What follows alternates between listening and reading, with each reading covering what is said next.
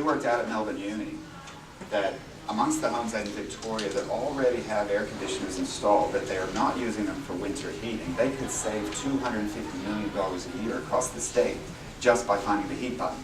So you don't even have to buy anything. You don't even have to buy any new equipment. Just turn on the equipment you already have.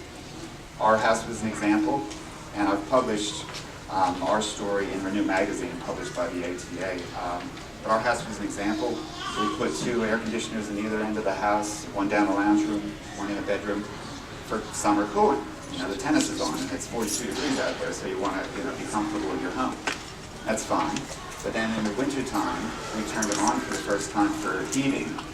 And it used to be that we would spend about $500 a year on gas heating. The house has some double glazed windows, and maybe we keep it a bit cool. So that's not a huge bill, which is good with the gas, ducted gas, $500.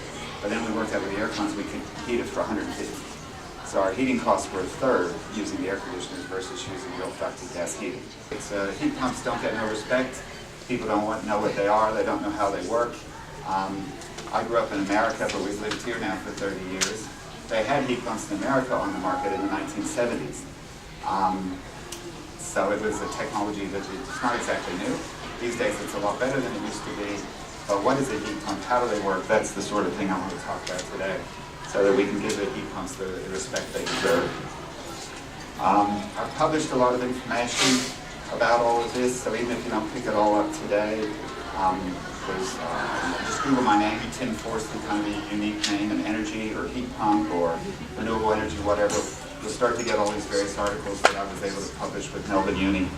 22 ways to reduce your energy bills without buying solar panels, and other things about heat pumps in these various articles here.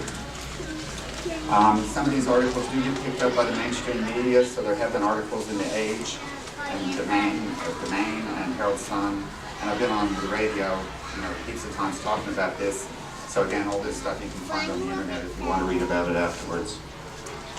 It comes from these Melbourne Uni reports that we researched and published.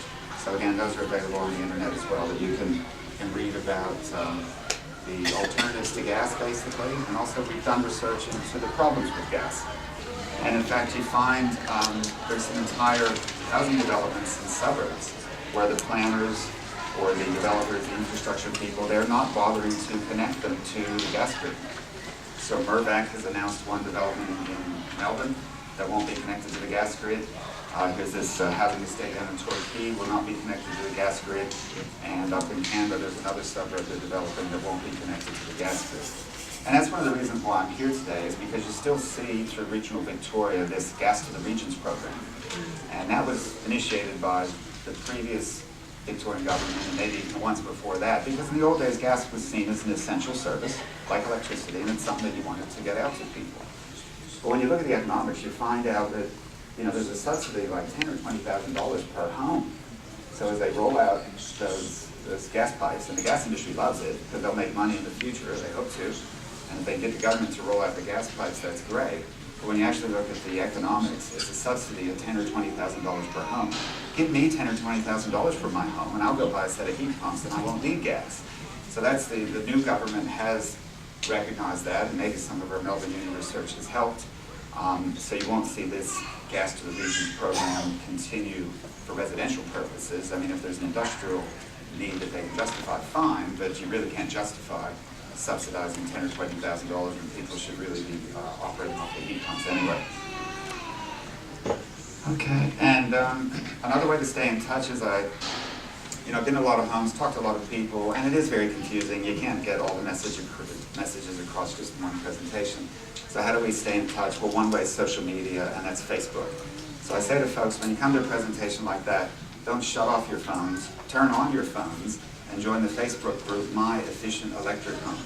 So this is, and some of you will be on it already, I'm sure, but it's a group that I started about 3 years ago. The membership's just going crazy every day. We're up to 3,000 members, and so people will get on there and they'll say, I'm thinking about doing this, is that a good idea? And then others will come on and help them with some ideas, or others will say, look, I just put in 5 kilowatts of solar PV and 3 heat pumps and did a bunch of other things, and I'm pretty proud of that, and there's all the photographs. And so it's a good way for people to stay in touch. So that's My Efficient Electric Home. It's a Facebook group. Not everybody does Facebook, but it's kind of the best I can do for getting information out there. But I'm a volunteer with the ATA as well, and they publish the Renew magazine, which is fantastic. And people write in questions to Renew magazine, and you'll see that they answer 3 or 4 questions a quarter. Well, we answer 3 or 4 questions in an hour on the Facebook group, so it's just another way of trying to get the information out there. All right. So one of the things we found at Melbourne Uni is that there's different forms of renewable energy, and here's the big 4 for Australia. Hydro, of course, we know about the snowy hydro, that's a source of renewable energy, wind, rooftop solar, and the 4th one is air conditioners. And people don't know that reverse cycle air conditioners used in the wintertime to heat the house, they actually recover free renewable heat from the air outside your home, pump it up to the temperature you need, and bring it inside.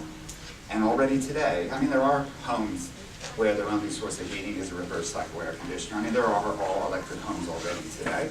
A lot of new apartments and developments, etc., you might find that if they have gas at all, it's just for the cooker. So the developers realize it doesn't make sense to put a gas heater in anymore. People are going to want an air conditioner, and they can also use that for the heating. And when you work out the numbers, there's more energy being recovered by air conditioners in the wintertime than by all of the rooftop solar panels. So when you talk about renewable energy, the sexy thing is the bling on the roof. So people want solar panels on the roof. And I say, well, even if you don't have a great roof, you can still recover recover the sun's energy, because the sun's energy is stored in our air, and that's what an air source reverse cycle air conditioner does. A heat pump is it's able to capture that heat out of the air, even if it's -5 degrees outside. These things are rated to -20, and they're used in Canada, and they're used in the snow country of Japan, and they're used in Boston, etc. So these days they're designed for very low temperatures, and they can recover heat out of the air outside your house. And when we did the numbers, it was surprising to find that there was like twice as much energy already being recovered by heat pumps versus the rooftop solar panels. I love rooftop solar panels, and hopefully both of them will grow and expand in the amount of renewable energy that they generate. But part of the problem is the communication. That they're called air conditioners, they were called reverse cycle air conditioners. The term heat pump isn't used that much here on mainland Australia. Everywhere else in the world it is. So if you go to England, they call them heat pumps. If you go to America, they call them heat pumps. If you go to Tasmania, they call them heat pumps. And if you go to New Zealand, they call them heat pumps. It's only here in mainland Australia we call them reverse cycle air conditioners, which is confusing for people. But what is a heat pump? Well, a heat pump is basically just a refrigerant cycle, and it's a way to shift heat, move heat, pump heat. It doesn't really generate heat as much as it just shifts it from one place to another. So the closest heat pump here, well, it's probably not too far away, but there'd be one in the kitchen, because the refrigerator is a heat pump. So everybody owns a heat pump. Because a refrigerator doesn't make cold, really. What it does is it shifts the heat out of your food into your kitchen, and it uses a refrigerant cycle. So the refrigerant cycle goes through an expansion valve, through a heat exchanger, through a compressor, through another heat exchanger, and using that, going round and round, it is able to take the heat out of your food and put it into your kitchen. And that's why they say you should leave the space around your refrigerator open so that heat can be transferred into your kitchen. That's the heat that was in your food has now been pumped into your kitchen using a refrigerant cycle.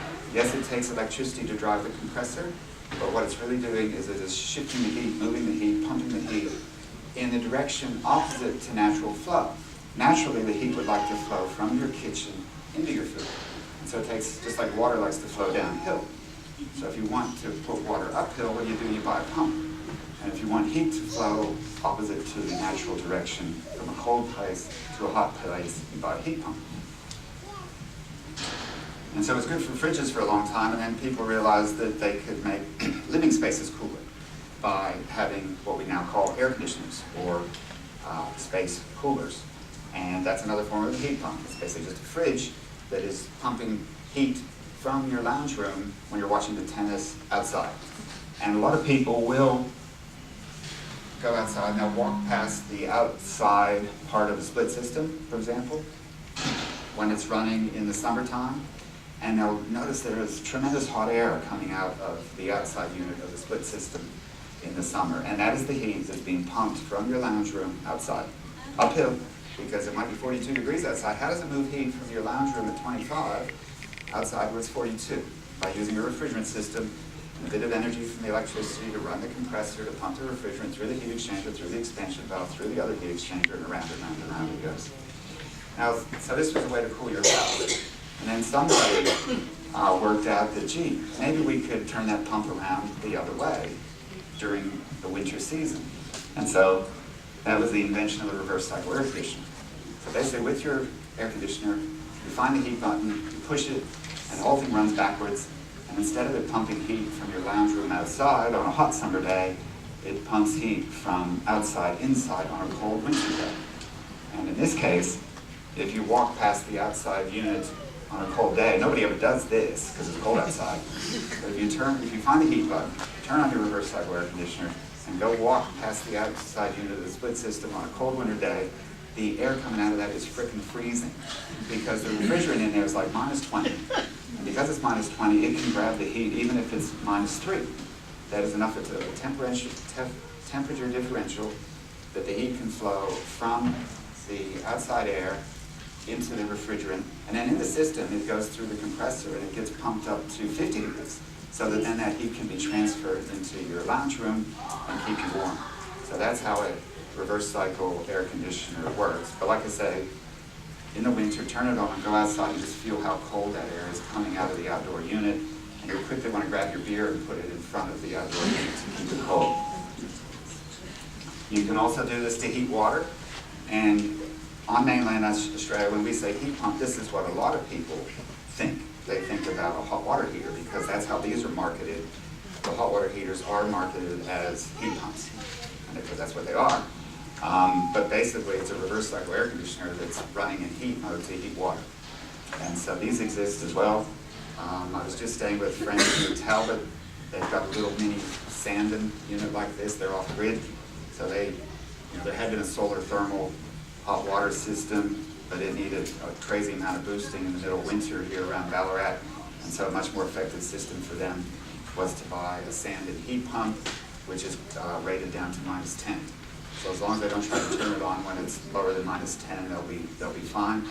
It uses a little bit of electricity. They're off grid, so they're very cautious about their electricity. It uses a bit of electricity to run the compressor, to drive the carbon dioxide refrigerant round and round, and it can capture heat from the air and heat the water up to 60 degrees. And in the case here, and in a lot of cases, people will run these hot water heat pumps. They'll have them set up to come on at 11 o'clock in the morning because they've got solar panels, and they may have excess solar PV electricity at that point. So they will couple their solar PV to drive the heat pump at 11 o'clock, and by 1 o'clock all the hot water tanks is full of hot water, and that's the cheapest hot water in the world. Once you spend all the money on the heat pump and on the solar panels, etc., it's definitely the cheapest hot water in the world. So this is generally recommended these days in Victoria rather than the solar thermal hot water. I mean, that used to be the go, but they do seem to require a lot of boosting in the winter time. And why use up your valuable roof space for hot water when you'd rather probably put the PV panels up there anyhow? And these heat pumps can be very effective. So if you've got a hot water system that's getting towards use by date, think about what you're going to be doing there, and we can talk about it on Facebook if you'd like. So that's heat pumps basically. You can use them for industrial processes as well. So even industrial processes can capture free heat from the air and pump them up to temperatures that you might need in a dairy or food processing, up to like those 60, 70, 80, even 100 degrees. So there's Japanese industrial heat pumps that can even get up to 100 degrees with the bulk of the heat being free renewable energy harvested from the air. Another phrase you might hear, rather than air source heat pumps, are ground source heat pumps. So if you have a property, and if it does get really cold for a long period of time, you might find it's cost effective to run the pipes under your garden. And what that will do is, rather than capturing free heat from the air outside your house, you can capture free heat from the ground around your house. Generally not cost effective in Australia because we don't get that cold. But you will hear about ground source heat pumps used in places like Canada, etc. Okay, so that's what heat pumps are, but a little bit more just about the messaging and how do we tell all our neighbors, how do we convince them. So just a few more ideas here. It's another form of solar energy, because with this hot water heat pump, for example, Yes, you have to buy one part of electricity or get it off your roof from your solar PV panels, but with that you get 4.5 parts of hot water in energy terms. So where that 3.5 parts of energy come from, it's free heat that the heat pump was able to grab from the air. And even the Australian government realizes that this is renewable energy, because if you buy a hot water heat pump in many cases, like we bought one to replace a gas storage unit, and so you get a renewable energy credits for that. Could be $1,000, $1,500 or something like that. And some suppliers of heat pumps, they even offer their heat pumps for free, because they're a low-cost heat pump, maybe not the most efficient one you can buy, but basically it's the renewable energy credits they're paying for the heat pump, and you can get it for free. So that can be something worth looking at. To illustrate the situation back to space heating, the reverse cycle air conditioner in the wintertime. This is the top of the line standard US 7-star rated. And in this case, you have to buy one part of electricity, but with that, you get 6 parts of heat coming into your house, because it's able to capture 5 free parts of energy from the air outside. Like I say, another form of solar energy, because there's heat in our air. Why? Because of the sun. If we didn't have the sun, the air wouldn't be hot. It wouldn't be anything above minus 250 degrees like the surface of the moon. So it's because of the sun we have heat in the air, and it's a way, basically, if you turn your reverse cycle air conditioner on, you can actually recover solar energy at night that the sun is put into the air earlier in the day. Again, to try and illustrate it, this is our house for the most part. So we've got the old 1 kilowatt solar system, 10 years old, with a great feed-in tariff from 10 years ago. We haven't expanded it yet, but we have the sand and hot water heat pump now, and we've got the 2 Doveton units for space heating. And when I do the numbers as an engineer in megajoules or kilowatt hours, what I find is that 50% of the renewable energy we recover at our house is not from the solar panels. 50% is from the Doveton reverse cycle air conditioners. We use them in the winter to heat our house, and all the free energy they get, that's 50% of the total for our place. 30% is the renewable energy that's recovered by the hot water system, and that leaves just 20% of all the renewable energy we get at our house is from our solar panels. So that's why this little sketch here is correct, because there's more than one way to recover renewable energy with your house. It's not just the solar panels. You might actually find that there's far more energy you can recover using heat pumps. And like I said, even in Canada and places, I was just had the wonderful opportunity for a ski holiday in Japan, and there was 20 feet of snow, and they were using heat pumps to heat buildings. You've got to make sure they don't get covered with snow. But other than that, they'll operate. And in terms of some of the technical issues, you can find that when you turn on your reverse cycle air conditioner to heat your house, if it's like 3 degrees outside and fairly humid, that the thing can ice up. But it will have a defrost cycle, just like a refrigerator. You'll turn it on, it'll heat for a while, and this has happened to me in Melbourne. It's 3 degrees, it's humid, and then it will ice up. It knows that, then it goes into the defrost phase for 10 minutes, and then it comes on again, and it's ready to go again. So there are, technical limitations like that, but it's similar again to a refrigerator, how it needs to go through a defrost cycle. But those weather conditions are not terrifically common. I was up in Jemena in New South Wales skiing one time, and we were in a caravan that was being heated by the heat pump, and it was minus 15 outside. No problem, no icing problem or anything, because the air was quite dry. And if the air is quite dry, not humid, then you won't get the icing issue. But, in all the things that I've written, and on conversation articles where people can comment, and other places, there have been a lot of bad stories about heat pumps in Australia in years gone by, and that's because some of the stuff that was sold was not that good. And I say to people, probably some of the cars that were initially built weren't that great, but it hasn't turned us off of buying cars. Pay attention to the quality of the device that you're buying from a reputable, probably Japanese manufacturer, and what are the technical specifications. If it's going to get down to minus 5 outside your house, you wouldn't buy a heat pump that's no good at minus 5. But our hot water system that we have is good for minus 10, and the space heaters are good for -20. So you got to look at the technical specifications of what you're buying and make sure that it's suitable. Noise, air conditioners make noise, and so that's another thing you might be consider, as opposed to a gas burner might not make so much noise. So those are the pluses and minuses. Of course, it's important to point out that a heat pump is very different than just a simple resistive electric heater. And sometimes they all get lumped in as electric heaters. Why I don't call a heat pump an electric heater, because most of the heat is just the free renewable energy that's being recovered. Yes, you need to buy some electricity to run the compressor, but in my old ducted gas system, I had to buy electricity to run the blower. And no one called my ducted gas system an electric heater. So most everything these days uses electricity, but it doesn't mean, my car uses electricity, my petrol car uses electricity to run the lights, but it's not an electric car. So the point is that these, simple resistive electric heaters, it's 1 for 1. They're 100% efficient, it sounds great. You buy 1 unit of electricity, you get 1 unit of heat. But the heat pumps can be up to 600% efficient. You buy 1 unit of electricity, you get 6 units of heat. So if they had a star rating, the heat pumps go up to 7 stars. If these simple electric devices had stars, which they don't, they'd be like -5 stars. So it's comparing -5 stars to 7 stars.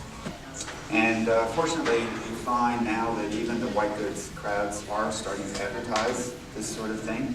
I drove up to Tullamarine Airport a couple of years ago in the winter time, and there's an ad for Dakin about how the air conditioner can beat gas in terms of heating your home. Now, they never used to advertise in the winter time. I think it's because they make so much money selling air conditioners in the summer, they like to take 6 months off. But these days, maybe they're starting to come to the party on those things. All right, now if we've got time, just a little bit, what's wrong with gas? And again, this is where we've done some research at the University of Melbourne. And we know that Victoria has passed legislation that we won't have the fracking in Victoria. But I was disappointed yesterday to find that the Northern Territory government has decided they will go ahead with the fracking. I presented to the so-called scientific inquiry that they had in the Northern Territory looking at fracking, and made some submissions there.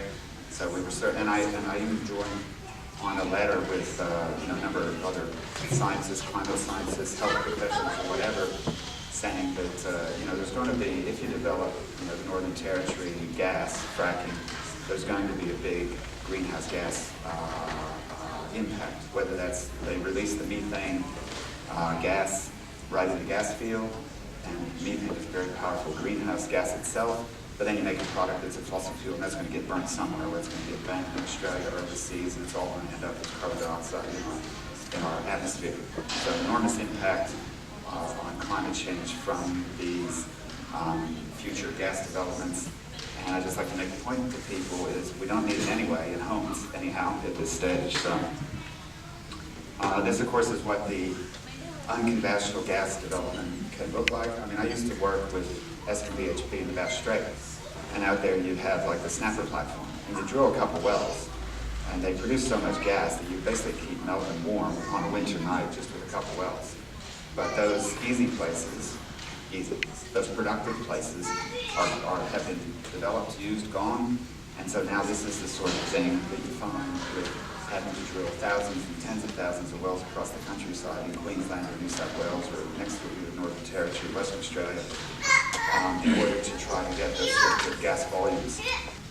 One of the things I did do is I took a special $150,000 infrared camera to the Queensland gas fields, because they would say that they don't release any of these methane emissions into the atmosphere, and methane gas is basically invisible, so how would you know?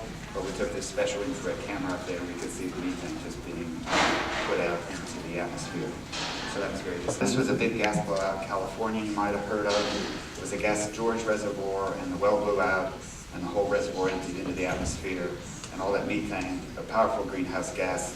They say that all the good things you've ever heard about California doing with respect to climate change were destroyed by this one gas well blowout, unfortunately. This is driving around the city of Boston, researchers. I mean, gas doesn't have to be invisible. You can see it with infrared and other devices. And so they drove these devices around like the streets of Boston. It's like every gas distribution system is going to have leaks. We hope it's not a lot, but everybody's walking down the street and smell gas here and there, and you ring up the council. Well, they identified something like 3,954 leaks around the city of Boston with the technology. So it's not as visible anymore. In fact, you can see this methane being emitted from space satellites. So the satellites going around the Earth, and they've looked at those. And in particular, there was one hotspot of these methane emissions in the New Mexico area of America. And what goes on there? America's largest coal seam gas operations, unconventional oil, gas, and coal mines as well in that area. So that's part of the problems. And it's some of those invasive, now I tend to focus on the methane emissions and the climate change, but this unconventional gas is all very invasive. If you're a property owner, you know, we can see the aerial photograph from all the different wells and well paths and pipelines, and that's just the stuff you can see. There's the invisible gases into the atmosphere, and there's the stuff that goes on underground that you can't see. And people are very concerned about the water table and the water contamination. And so those are the reasons that the Victorian government has legislated against the fracking for Victoria, although they are under pressure and are being sued by Gina Reinhardt to reverse that legislation. But the point that we want to make is, for Victorians and elsewhere, is you know, the gas industry could say, fine, you know, you're not going to allow us to frack, well, you can all go freeze in the dark now because you have no gas heating. And what I say is, we don't want your gas heating because it's actually a third the cost if I use my air con. So there you go. And maybe you'll never look at air conditioners the same way again.